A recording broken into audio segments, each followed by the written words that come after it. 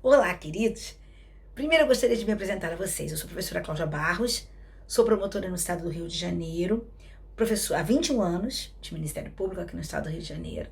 Sou professora de Direito Penal há 20 anos, embora eu já seja professora há muitos anos, porque entrei no magistério aos 17 anos. Então já são aí 34 anos de ensino de direito. Aliás, de ensino de magistério e 20 anos de ensino de direito penal. Como eu estava dizendo a vocês, como promotora aqui no estado do Rio de Janeiro, eu sempre atuei na área criminal. E essa talvez seja a razão pela qual eu tenho, assim, essa predileção, esse amor especial pelo direito penal. Então, nessa nossa aula de hoje, o que nós vamos fazer? Nós vamos tratar sobre teorias. Teorias que podem ser usadas na sua prova. Teorias que podem ser abordadas na sua prova. Muitas vezes as provas nos pegam, né?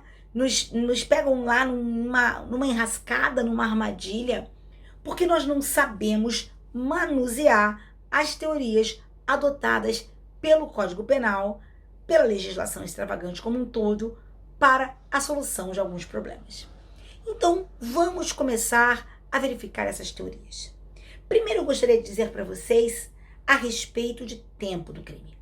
Qual foi a teoria adotada sobre tempo do crime no Código Penal? Foi a teoria da atividade. O que significa dizer que o tempo do crime não é o tempo em que aconteceu um resultado. O tempo do crime é o tempo da ação ou da omissão, ainda que outro seja o momento do resultado. Vamos exemplificar. Vamos imaginar que uma pessoa no dia 5 de janeiro seja alvejada com disparos de arma de fogo e essa pessoa venha morrer no dia 10 de janeiro. Nesse caso, quando é que eu considero praticado o crime? No dia 5, por ocasião dos disparos, ou no dia 10, quando ela veio a óbito e quando o resultado aconteceu? A resposta é que o crime se considera praticado no dia 5, na data da ação, ou da omissão, no caso, a data da ação, independente de ter sido apenas consumado o crime no dia 10. Isso não importa. O crime foi praticado no dia 5. Teoria da atividade. E por que é importante, que é sempre importante que nós saibamos a razão pela qual aprendemos algo? E por que é importante que nós fixemos que o tempo do crime foi dia 5? Sabe por quê, meu amor? Porque pode acontecer de no dia 8, antes do dia 10 e depois do dia 5, no dia 8, uma nova lei ser editada. E essa nova lei que foi editada no dia 8, ela é uma lei que traz uma cláusula que prejudica aquele que realizou aquela conduta. Veja, se essa lei é prejudicial, eu tenho que lembrar de duas teorias trazidas, ou melhor, de dois princípios trazidos pela nossa Constituição na parte dos direitos e garantias fundamentais, disposições, princípios que são verdadeiras cláusulas pétreas, porque nos termos do artigo 60, parágrafo 4º do texto constitucional, não podem ser modificados por emenda, por exemplo. Então, vamos lá, só uma nova Constituição poderia modificar. Mas vamos lá. Dentre esses princípios, eu tenho o princípio da retroatividade da lei que beneficia e da irretroatividade da lei que prejudica. Então, se a lei do dia 8 é posterior ao dia 5, que é o tempo do crime, eu tenho que verificar se essa lei do dia 8 beneficia ou prejudica. E aí eu disse para vocês que ela prejudica. Se ela prejudica, ela só pode ser usada para crimes que acontecerem dali para frente. Crimes que aconteceram antes do dia 8 não poderão ser alcançados por esta lei, porque esta lei, por ser prejudicial, é irretroativa, o que significa dizer que ela não se aplica a fatos anteriores à sua vigência. Mas, Cláudia, a pessoa só morreu no dia 10, não interessa, o tempo do crime não é dia 10, o tempo do crime é dia 5. Então, se a lei do dia 8, que é posterior, é prejudicial, ela não será usada para esse crime. Ela é irretroativa. Acabamos aqui de fixar o primeiro princípio, o da irretroatividade da lei que prejudica. Se ela fosse benéfica, poderíamos usá-la retroativamente, porque a benéfica sempre vai para trás para beneficiar, ok? Agora, sabe qual é o problema? Até aqui tudo foi fácil, não foi fácil? Porque eu peguei para você um crime em que o resultado, a ação aconteceu num dia, o resultado aconteceu 5 dias depois, veio uma lei no dia 8, no intervalo entre a data da ação e o resultado. Mas, meu amor, eu também poderia trazer para você uma outra hipótese. Eu poderia trazer para você uma hipótese, por exemplo, de um crime permanente. O que é um crime permanente? Um crime permanente é aquele cuja conduta se prolonga no tempo. Exemplo, um sequestro, não é? Eu hoje privo a liberdade de José e fico com José. Hoje, dia 27, eu privo a liberdade do José e fico com José privado da sua liberdade até o dia 5 do próximo mês. Qual é o tempo desse crime? Veja, o crime permanente é aquele cuja conduta se prolonga, ela se prolonga no tempo, né? Durante todo o tempo em que ela estiver sendo prolongada, o crime estará acontecendo. Então, se eu privo a liberdade do José hoje, dia 27, e fico com José privado da sua liberdade até o dia 5, esse crime estará acontecendo de hoje até o dia 5, certo? Então, eu tenho um crime permanente, ok? Um crime permanente. Nesse caso, todo esse tempo é o tempo do crime, do dia 5, do dia 27, hoje, até o próximo dia 5. Vamos imaginar que uma lei seja editada, publicada e entre em vigor agora, no dia 30. Esta lei será aplicável a este sequestro? Claro que sim. Mas, Cláudia, você disse que a lei que prejudica, ela não pode ser aplicada retroativamente? Bem, sim. E ser aplicada retroativamente significa ser aplicada para trás, para um crime que já aconteceu antes da vigência da lei. E nesse caso, o crime não aconteceu. Nesse caso que eu te dei o sequestro do dia 27 até o dia 5, o crime está acontecendo entre os dias 27 e 5. Então não é para um crime que já aconteceu, é para um crime que está acontecendo. Essa lei, então, poderá ser usada. Inclusive, isso consta, não precisaria, mas consta da súmula 711 do Supremo Tribunal Federal. Falemos agora de uma outra hipótese, que é a hipótese do crime habitual. Você sabe o que é o crime habitual, não sabe? O crime habitual é aquele crime em que a prática de uma só conduta se revela um indiferente penal, mas que quando o agente reitera a conduta, isso se torna algo relevante para o direito penal. Um exemplo de crime permanente, de crime habitual, um exemplo de crime habitual é o exemplo do crime de manutenção de casa de prostituição. É um crime habitual. É o exemplo do crime de exercício ilegal da profissão de médico, dentista e farmacêutico, no artigo 282 do Código Penal. Artigo 229, fala da manutenção de casa de prostituição. Artigo 228 do Código Penal vai falar daquele... Nossa Senhora, que agora até ficou aqui. Artigo 229 fala da manutenção de casa de prostituição. E nós temos o 282, que vai falar do crime de exercício ilegal da profissão de médico, dentista, farmacêutico. Mas vamos lá. Quando nós falamos desse crime habitual, a prática de uma só conduta, irrelevante. Mas a reiteração torna essa conduta típica. Então, se eu empresto a minha casa hoje para que prostitutas recebam seus clientes, a minha conduta é atípica. Mas se eu passo a usar a minha casa, a ceder a minha casa, a emprestar a minha casa para que prostitutas recebam os seus clientes, aí eu estarei praticando uma conduta típica. Ok? Muito bem. Mesma coisa a questão do exercício ilegal da profissão de médico. Se eu, que não sou médica, me comporto como médica hoje, né? Faço um procedimento que é próprio do médico, mas eu faço uma vez só e não reitero, essa minha conduta é atípica. Mas se eu reiterar, passar a me comportar como se médica fosse, a minha conduta se torna uma conduta típica. Então vamos lá. Vamos pensar, vamos raciocinar.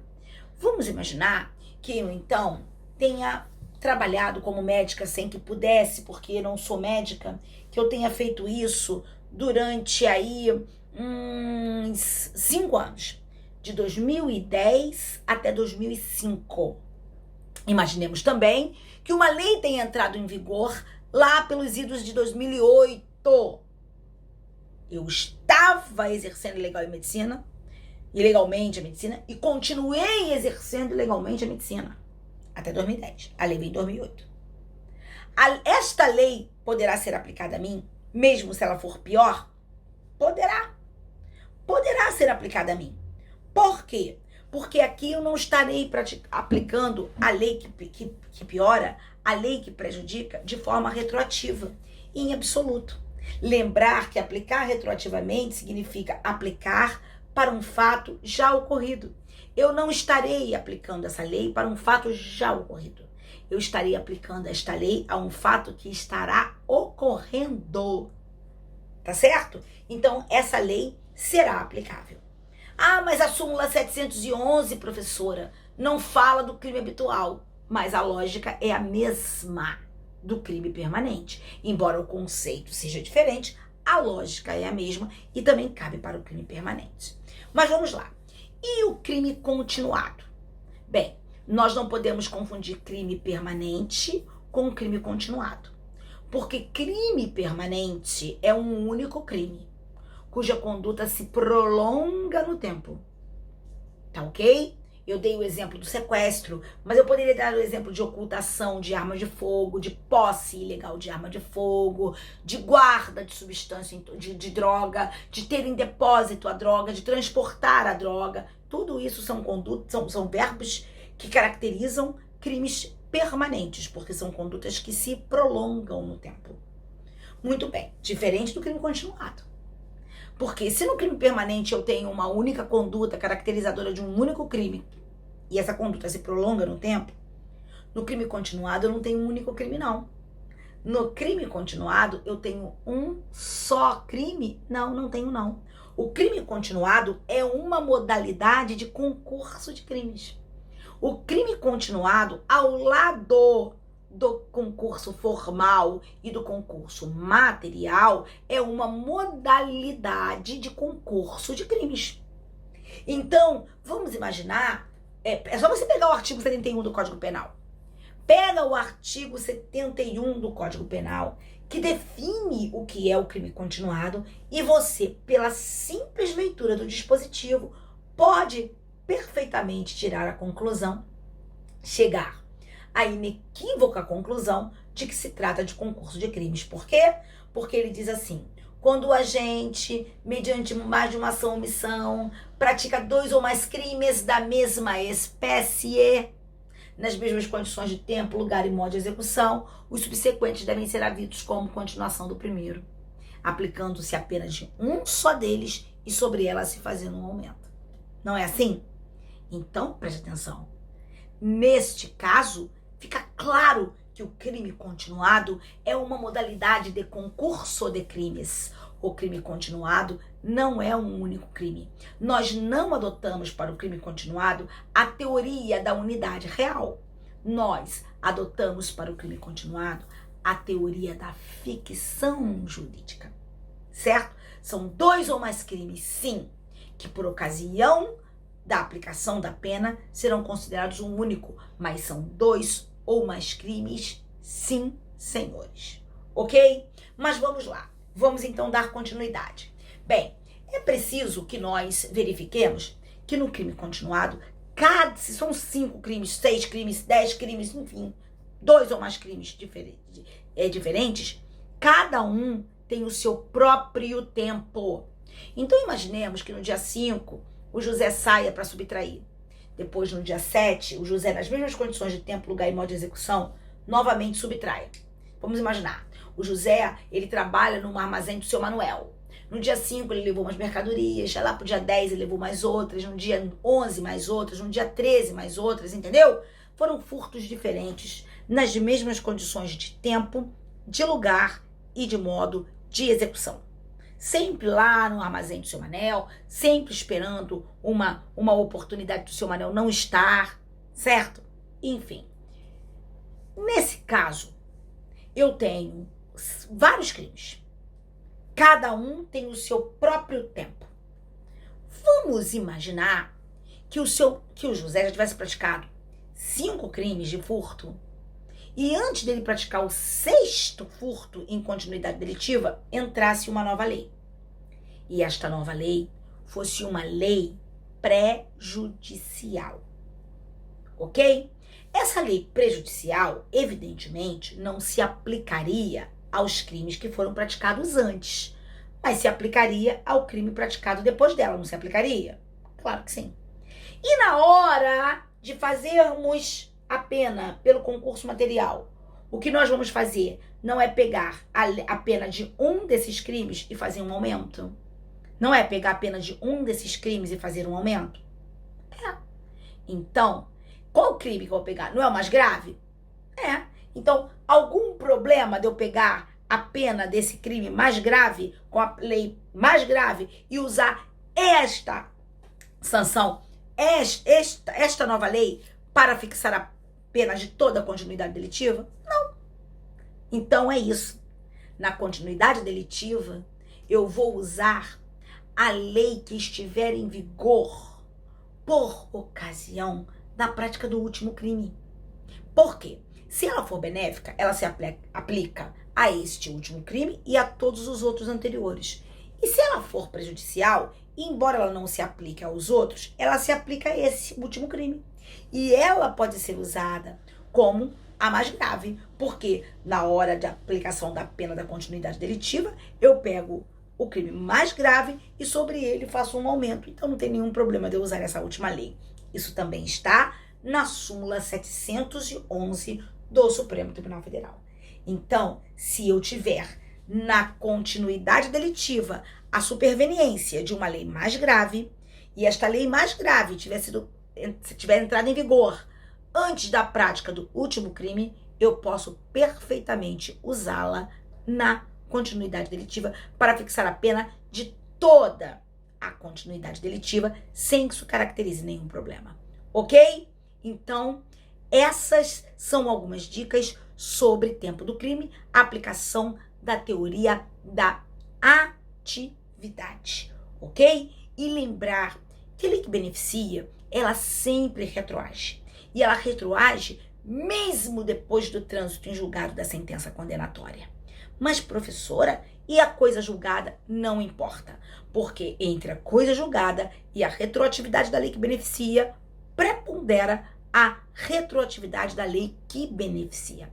Sempre se aplica com preponderância este princípio, aplicação da lei que beneficia. E vejam, esta lei que beneficia pode, inclusive, tirar o caráter criminoso de um fato.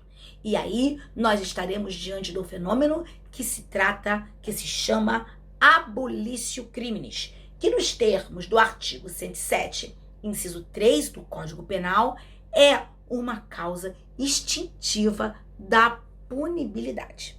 Ou seja, a lei que diz que aquilo que era crime não é mais, ela institui o fenômeno da abolício crimes. Só que nós precisamos ter algum cuidado. Preste atenção. A partir desta lei para lá, eu não tenho mais aquele fato como um criminoso. Mas o que foi praticado antes era criminoso e ninguém pode apagar isso. Só que o Estado não pode mais punir aquele que praticou o fato antes. Por quê? Porque se instituiu a denominada abolício crimes. Sacaram? E instituída a abolício crimes, está extinta a punibilidade. É esta a regra do artigo 107, inciso 3 do Código Penal. Ah, mas vamos lá. Mais um cuidadinho. A abolício crimes, ela faz desaparecer os efeitos penais da sentença condenatória. Mas ela não faz desaparecer os efeitos extrapenais, como, por exemplo, a obrigação de reparar o dano. É um efeito extrapenal trazido pelo artigo 91 do Código Penal. E ele não desaparece com a abolício crimes. Ele permanece intacto com a abolício crimes, ok? Ela só faz cessar os efeitos penais. Mais uma dicasinha sobre a abolício crimes, porque vale. Presta atenção. Na abolício crimes, você tem que tomar cuidado, porque às vezes a gente tem um dispositivo que revoga uma norma penal incriminadora. Revoga aquela norma penal incriminadora, não existe mais aquele crime, mas aquela conduta continua sendo prevista como crime em outro lugar. E aí, não há abolício crimes. Tá certo? Vou dar um exemplo para vocês. Vamos imaginar, por hipótese, que amanhã venha a ser revogado o Código de Trânsito Brasileiro. Se o Código de Trânsito Brasileiro vier a ser revogado amanhã, não tem mais a regra do artigo 302, que fala que é homicídio, que é crime a prática de um homicídio culposo na direção de veículo automotor. Eu não tenho mais esse crime. Praticar homicídio culposo na direção de veículo automotor, não tem mais. Não tem mais esta norma penal incriminadora. Mas eu pergunto, meu amor, terá deixado de ser crime matar alguém culposamente na direção de veículo automotor? Em absoluto. Por quê? Porque o Código Penal diz isso. O Código Penal diz isso lá no seu artigo 121, parágrafo 3º, fazendo a previsão do crime de homicídio culposo. Então não houve abolício crimes. É a mesma coisa do adultério. A norma que dispunha sobre o adultério como crime foi, aliás, não é a mesma coisa, desculpe, não é a mesma coisa com relação ao adultério. Porque a norma que previa o adultério como crime, ela foi revogada. E não há nenhuma outra norma que diga que adultério é crime. Então houve abolício crimes mesmo. Sacou? Agora, por exemplo, quanto ao rapto. Quanto ao rapto, pensa sobre o rapto. O que era o rapto? Privar a liberdade de alguém, uma mulher honesta, para fins libidinosos. Isso era o rapto. Privar a liberdade de uma mulher honesta para fins libidinosos. Bem, não existe mais esse crime previsto lá no artigo 219 do Código Penal. Mas deixou de ser crime privar a liberdade de alguém para fins de libidinagem? Mesmo que não tivesse fim de libidinagem, só privar a liberdade já é crime de sequestro. E privar a liberdade de alguém para fins libidinosos caracteriza o crime do artigo 148, parágrafo 1º, inciso 5 do Código Penal. Não houve abolício crimes. Sacou? Então, cuidado. Se uma norma diz que aquilo ali, se uma lei vier e disser que uma determinada conduta, uma lei vier e disser que uma determinada norma foi revogada, uma norma penal incriminadora foi revogada, isso caracteriza abolício crimes? Pode ser que sim, pode ser que não. Caracterizará abolício crimes se aquilo não estiver previsto em lugar nenhum outro como crime. Mas, se aquilo que está previsto na norma revogada continuar previsto em outra norma penal incriminadora como conduta criminosa, não terá em absoluto havido abolício crimes. Sacaram? Tá bom? Então, é isso. Mais uma coisinha. Prestem atenção. Normas processuais não se submetem a esses princípios de retroatividade e irretroatividade. Não se submetem, tá bom? Mas existe um outro princípio sobre aplicação de lei penal no tempo que eu queria que vocês atentassem para ele, que é o princípio da ultraatividade. E o que significa o princípio da ultraatividade? O princípio da ultraatividade significa que uma lei, ela pode perfeitamente ser usada para crimes praticados durante a sua vigência, mesmo depois de terminada a sua vigência, certo? E isso é o que acontece com relação às normas temporárias e excepcionais, de acordo com aquilo que se tem no artigo 3º do Código Penal, certo? Então, preste atenção, porque isso é de extrema importância.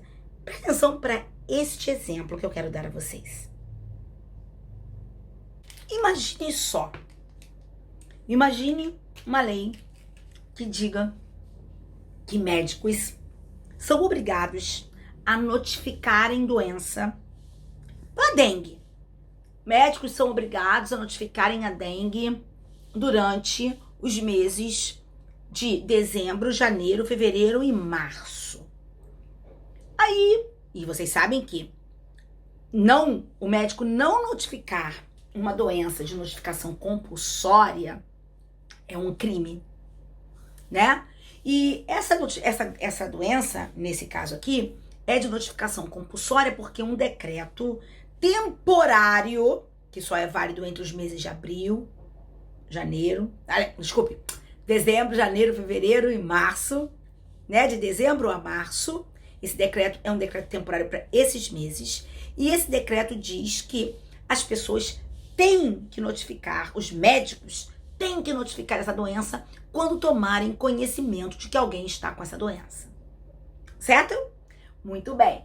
Nesse caso, o médico que tomar conhecimento, por exemplo, da doença no mês de dezembro, tomou conhecimento da doença no mês de dezembro, não notificou a doença. Tomou conhecimento da doença no mês de dezembro e, não notificou a tal da doença. E em abril, já terminada a vigência do tal do decreto, esse médico foi descoberto na sua missão. Deixou de notificar essa doença. A lei temporária não mais está em vigor, porque ele já não tem mais obrigação de comunicar em abril. Mas ele tinha de comunicar entre os meses de dezembro a março. E ele não comunicou. Nesse caso, mesmo terminada a vigência do decreto, esse homem poderá ser responsabilizado por não ter feito a comunicação em tempo hábil? Claro que sim. Claro que sim. Porque se trata de uma lei temporária e leis temporárias e excepcionais se aplicam aos crimes praticados durante a sua vigência, mesmo depois de já terminada a sua vigência. Então, esse homem deverá ser responsabilizado pela prática desse crime. Ok? É o princípio da ultratividade da lei temporária e excepcional. Sabe qual é o problema? O problema é que todos nós achamos que só as leis temporárias e excepcionais são ultrativas. E não são. Vocês sabiam que também as leis benéficas são ultrativas? As leis benéficas são ultrativas. As leis benéficas se aplicam aos fatos praticados durante a sua vigência, mesmo que não mais estejam em vigor. Tá certo? Por quê? Porque se elas são benéficas, é porque elas foram, eu posso dizer que elas são benéficas porque depois delas veio uma lei que prejudica. A lei que prejudica não pode ser a elas aplicada. Elas então não estarão mais, não poderão, aliás, as leis que prejudicam não poderão ser aplicadas retroativamente. Então, deixa eu recapitular. Se ela é benéfica, é porque veio uma lei depois que era pior que ela, prejudicial. Essa lei prejudicial não pode retroagir. Não pode ser aplicada ao fato anterior, que foi praticado durante a vigência da lei benéfica. Então, quando o juiz for aplicar a lei para aquele crime, ele não vai poder aplicar a lei que está em vigor, porque a lei que está em vigor prejudica. Ele vai ter que aplicar a lei que estava em vigor na época do crime, porque ela era benéfica. Então, eu estou aqui diante de uma situação de ultratividade da lei benéfica. Então, queridos, nós temos a ultratividade das leis excepcionais e temporárias, a ultratividade da lei benéfica, a irretroatividade da lei que prejudica e a retroatividade da lei benéfica. Porque a lei benéfica, ela na verdade reúne os dois aspectos da extraatividade. O que significa a extraatividade? Significa a possibilidade de utilização de uma lei a um fato praticado durante a sua vigência, mesmo que ela não mais esteja em vigor, certo? Então, vejam, isso é um aspecto da retroatividade e outro da extraatividade. E outro aspecto da extraatividade é a possibilidade de aplicação de uma lei a um fato praticado antes da sua vigência. Ou seja, a extraatividade, ela engloba os aspectos da retroatividade e da ultratividade. A extraatividade é a possibilidade de utilização de uma lei fora dos limites da sua vigência. Se for para trás, pelo princípio da retroatividade. Se for para frente, pelo princípio da ultratividade. Certo? Então, a lei benéfica reúne esses dois aspectos da extraatividade. Vamos repetir. Extraatividade, possibilidade de utilização de uma lei além dos limites da sua vigência. Se para trás, pela retroatividade. Se para o futuro, para frente, pela ultraatividade. Ok? Muito bem. Visto isso, vamos lembrar que leis processuais não se submetem a absolutamente nada disso. Porque leis processuais são leis que se aplicam imediatamente. Leis processuais são leis que não se submetem a esses princípios de ré ou irretroatividade. Elas têm aplicação imediata. Elas entram em vigor e se aplicam aos fatos, independente deles terem sido praticados antes, deles terem sido praticados depois. Elas entram em vigor e se aplicam. Sacaram? Tá entendido isso? Muito bem. Agora vamos lá. Vimos o princípio da atividade que regula o tempo do crime, que diz quando o crime foi praticado. Mas eu agora quero ver com vocês o princípio que regula o espaço do crime, onde o crime foi praticado. E a teoria que regula onde o crime foi praticado, a lei penal no espaço, é a teoria da ubiquidade. O que significa a teoria da ubiquidade? A teoria da ubiquidade diz que o crime pode ser considerado praticado tanto no lugar onde se deu a ação ou omissão, quanto no lugar em que se deu o resultado ou onde deveria se dar o resultado. Então, vamos lá. José efetuou o disparo de armas contra a vítima no dia 5. Onde? Rio de Janeiro, Brasil. Rio de Janeiro não, vamos lá. Paraná, Brasil. Onde a vítima morreu? Morreu dia 10. Lá na Argentina. Em Porto Iguaçu, já em território argentino. Então, a ação se deu aqui no Brasil e o resultado se deu na Argentina. Onde se considera praticado esse crime? Aqui no Brasil ou na Argentina? Resposta: nos dois. Tanto no Brasil quanto na Argentina. Por quê? Porque ubiquidade é a teoria que rege o tempo do crime. O crime se considera praticado no lugar onde se deu ação ou omissão ou no lugar onde se deu... no lugar onde se deu o resultado ou onde deveria se dar o resultado. Vamos lá. Outro exemplo. Agora explicando esse onde deveria se dar o resultado. Vamos imaginar a seguinte situação. Vamos imaginar agora que José efetue disparo de arma de fogo contra Maria. José, mande uma carta-bomba para que essa carta-bomba exploda no momento que Maria fizer a abertura. A Maria vai abrir, a carta-bomba vai explodir. E a Maria vai morrer. José mandou essa carta-bomba aqui do Brasil. Mas essa carta-bomba foi para Maria lá na Argentina. Certo? E Maria não morreu. Maria não morreu. Por uma sorte, gente, Maria não morreu. Quase que morreu, mas não morreu. Maria não morreu. Nesse caso, onde se considera praticado o crime? Tanto no Brasil, onde ele remeteu a carta-bomba, quanto na Argentina, onde deveria se dar o resultado. Embora o resultado não tenha acontecido, deveria se dar na Argentina, então o crime considera praticado aqui e lá. Tá certo? É a denominada teoria da ubiquidade. E preste atenção.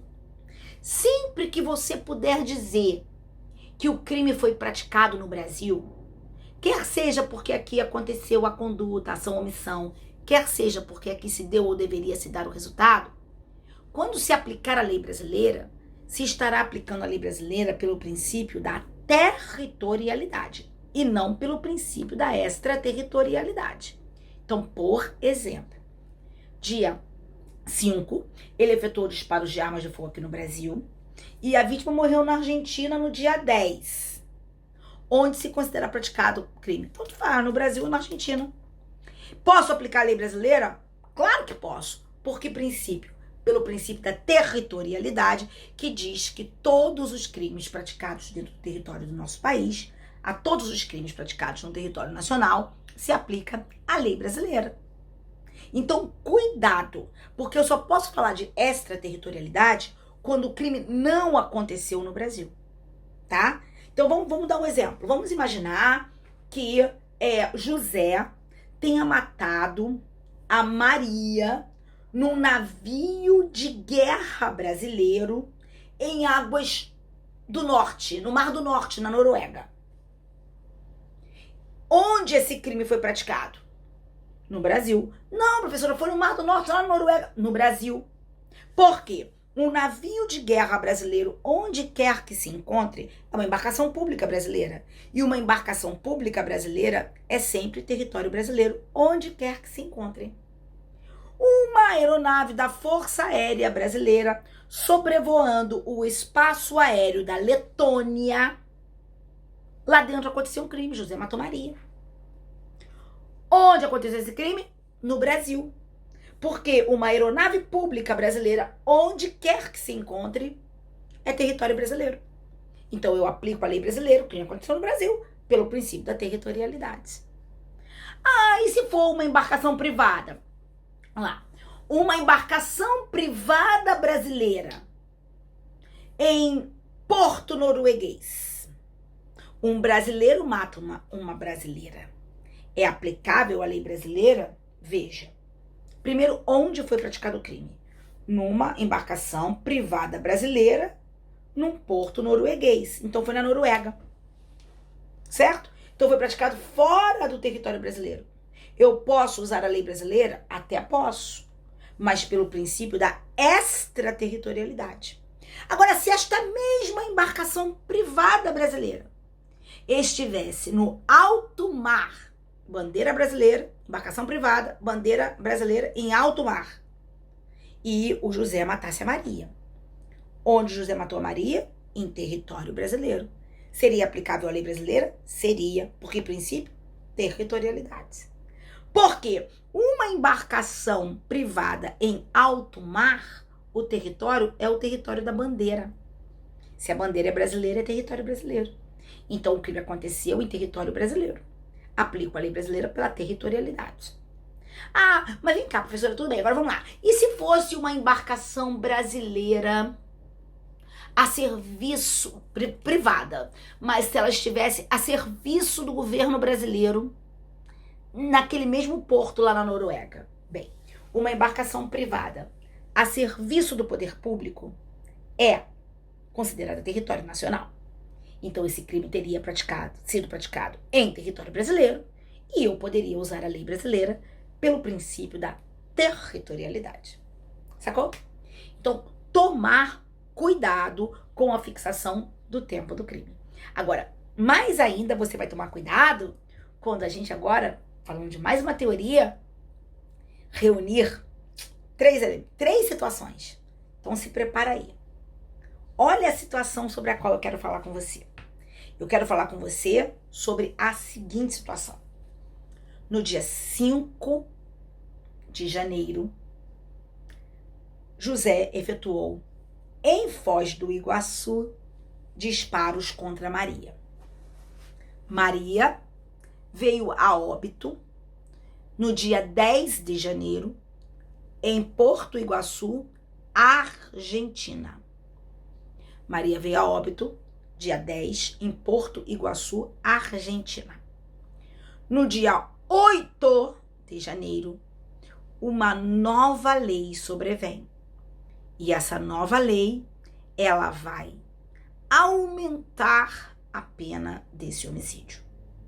Vamos lá? Primeiro, quando foi praticado esse crime? Dia 5, teoria da atividade ou teoria da ação. Onde foi praticado esse crime? No Brasil, em Foz do Iguaçu, ou na Argentina, em Porto Iguaçu, tanto faz. A lei do dia 8, eu posso aplicar a lei brasileira a esse crime?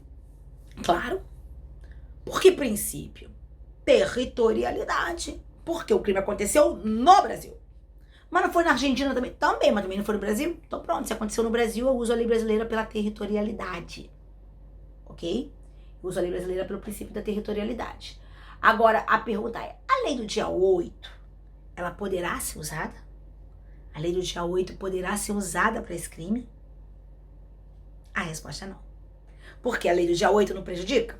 Se a lei do dia 8 prejudica, a lei do dia 8 não pode ser usada para esse crime. Porque ela prejudica, ela não pode retroagir. Mas Cláudio só morreu dia 10, não me interessa quando morreu. Não me interessa quando morreu. Porque a gente já falou isso aqui. Que não interessa quando morreu. E por que não interessa quando morreu? Porque eu já disse pra vocês que o tempo do crime não é o tempo do resultado. É o tempo da atividade. Dia 5, desde o dia 8 é lei posterior. Se é posterior, não pode voltar para prejudicar. Agora, escuta que tem mais. E a partir de quando começa a contar a prescrição?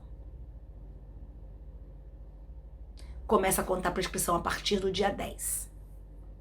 Porque para a prescrição foi adotada a teoria do resultado. É a regra. Para a prescrição, a regra é a adoção da teoria do resultado. Começa a contar a prescrição a partir da data em que o crime se consumou. Adota-se, portanto, a teoria do resultado. Vai ser, então, contada a prescrição a partir do dia 10 pela lei que estava em vigor antes do dia 8. Porque a lei do dia 8 não pode ser usada. Certo? Mas, Cláudia, mas só vai começar a contar dia 10. Não importa. Mas essa lei não é aplicada para o crime. A lei aplicada para o crime, ou aplicável ao crime, é a lei do dia 8. Perdão, anterior ao dia 8. A lei do dia 8 não pode, porque a lei prejudicou. Se a lei prejudicou, ela não pode voltar para prejudicar. A gente já viu isso, a lei é retroativa. Agora, cuidado, porque na prescrição, a teoria do resultado, ela é adotada como regra. Porque existem outras normas aí para você ver. Então, por exemplo, no artigo 111, dê uma olhada no artigo 111. No artigo 111, crimes continuados, ou melhor, crime continuado. Como é que eu começo a contar a prescrição? Ah, professora, não encontrei aqui no 111 como é que começa a contar a prescrição do crime continuado, não. Tá claro, não vai encontrar. Sabe por quê? O crime continuado não são 2 ou mais crimes, não é? E não é um caso de concurso de crimes? Não é? Ah, se é hipótese de concurso de crimes, como é que se computa a prescrição no concurso de crimes? 119 do Código Penal. Conta para cada crime separadamente. Tá? Então, numa continuidade delitiva, em que um crime tenha se consumado no dia 5, outro no dia 10, outro no dia 15, outro no dia 20, a prescrição começará a contar do dia 5, do dia 10, do dia 15, do dia 20 para cada um deles, separadamente. Artigo 119 do Código Penal. Outra regra. E se for crime permanente? Aí você vai achar no 111. Por quê? O crime permanente é aquele crime em que a conduta se prolonga no tempo, não é? A partir de quando se começará a contar a prescrição? A partir da cessação da permanência. Então, se eu sequestrei do dia 27 até o dia 5, a prescrição começará a ser contada a partir do dia 5. Se eu tive a droga em depósito de 2008 até 2010, a prescrição vai começar a contar a partir de 2010. Certo? E o crime habitual? A mesma coisa, como cessar a habitualidade. Ah, Cláudia, mas eu também tô vendo aqui, tem outros trecos. Tem outros trecos aí sim. Eu tava vendo aqui a questão, por exemplo, de uma pessoa que se casou. A pessoa se casou e depois a pessoa casou novamente. É bígamo. Só que só foi descoberto 20 anos depois. Quando é que eu começo a contar a prescrição? 20 anos depois. Por quê? No crime de bigamia e no crime de falsidade de registro, a prescrição só começa a contar a partir do momento em que o fato se tornou conhecido das autoridades. Tá joia?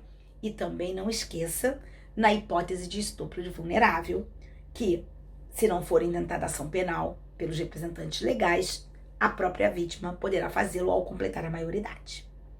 Então, refazendo aqui, regras, teorias da atividade para o tempo do crime, da ubiquidade local do crime, da territorialidade para a aplicação da lei penal, né? E do resultado como regra para a prescrição. Mas é como regra para a prescrição. Tá ok? Não vamos esquecer dos outros casos que nem sempre a teoria do resultado foi adotada. Tá joia? Agora, lembrar, a territorialidade é a regra, mas nós temos a extraterritorialidade como possível também no Código Penal. A possibilidade de aplicação da lei brasileira a um crime praticado fora do território brasileiro. Isso está previsto no Código Penal. Existe essa possibilidade de aplicação da lei brasileira pelo princípio da extraterritorialidade. E ali você vai encontrar as hipóteses de extraterritorialidade condicionada no inciso 2 e de extraterritorialidade incondicionada no inciso 1. O que significa extraterritorialidade incondicionada do inciso 1?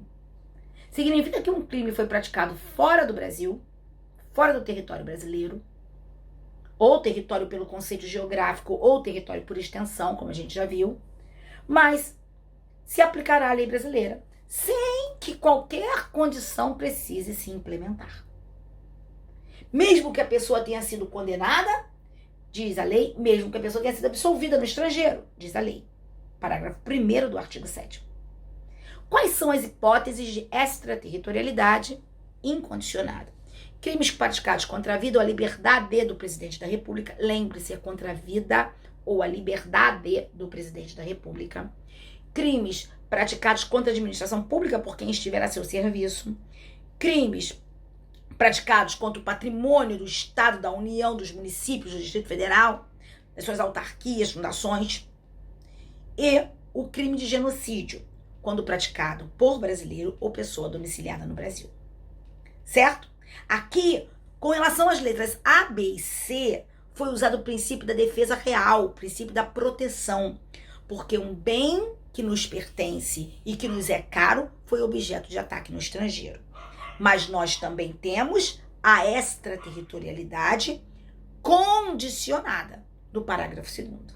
Quando o crime estiver entre aqueles que o Brasil se obrigou a reprimir por tratados e convenções internacionais, quando o crime tiver sido praticado por brasileiro e quando o crime tiver sido praticado a bordo de navios e aeronaves do estrangeiro e aí não tenham sido julgados.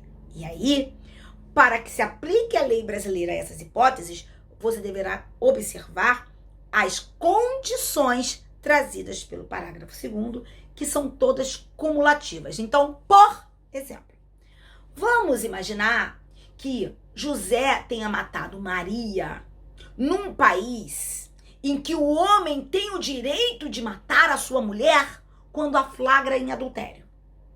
Então, José brasileiro matou Maria, sua mulher, naquele país em que o homem ele exercita regularmente o seu direito ao matar, misericórdia, uma mulher pega em adultério.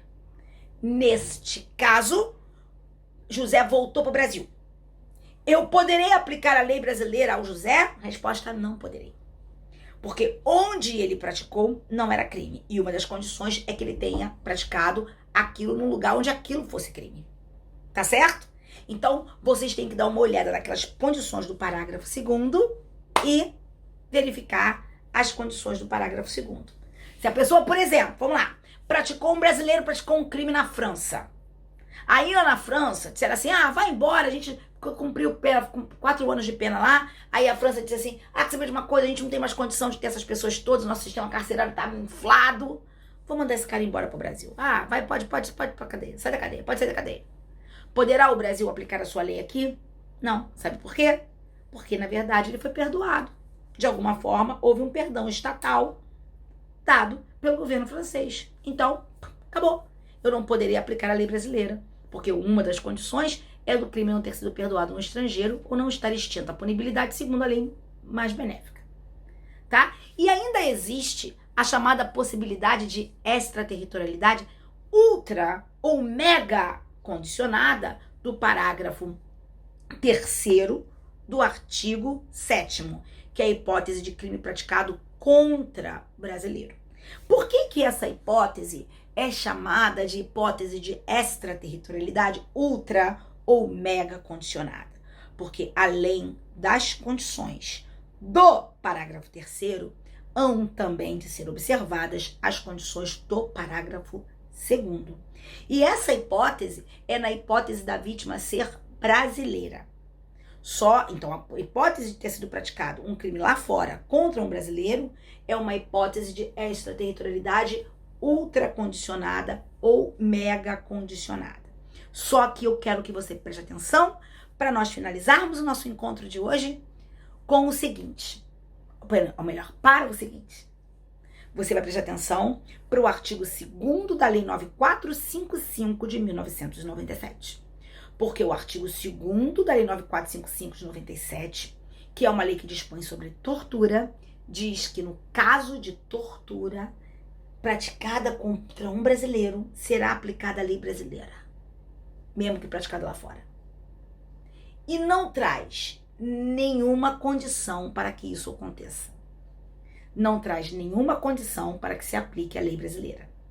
Cuida-se, portanto, de uma hipótese de extraterritorialidade incondicionada. É uma regra que excetua ou que excepciona a do parágrafo 3º do artigo 7º, porque as leis especiais podem dispor sobre